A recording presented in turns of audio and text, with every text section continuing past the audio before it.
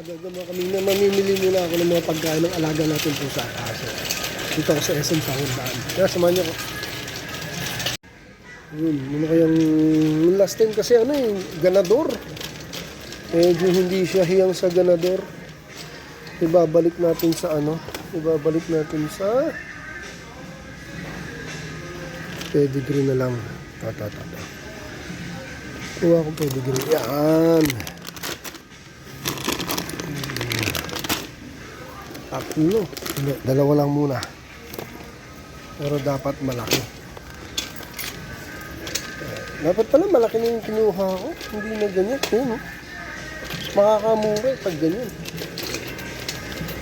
Ano pa ba ang kailangan ng mga alaga ko? Ano pa ba? Shampoo.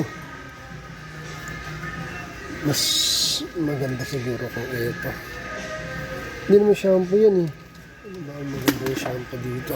Alam pa yan maganda yung shampoo. Ayan. Tap. Ayan. Ano pa? Wala na. Okay na siguro muna to. Tapos bibili pa ako ng ano pa ba? Sige, okay na muna to. Kasi bumili na ako ng sand naman para sa pusa kanina. So ito lang ang kulang talaga nila.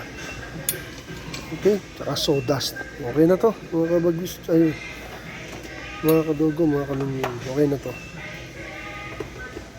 Okay, rarating ko lang mga ka-ming-ming, mga kadogo. Medyo napagod lang. Ayun, bumili lang ako ng konting supply ng mga alaga natin. Tingnan nyo itong katabi ko. Ayan, oh. Sarap ng tulog. Sarap ng tulog. Aircon pa siya. Aircon pa siya. Ito si Frankie na to.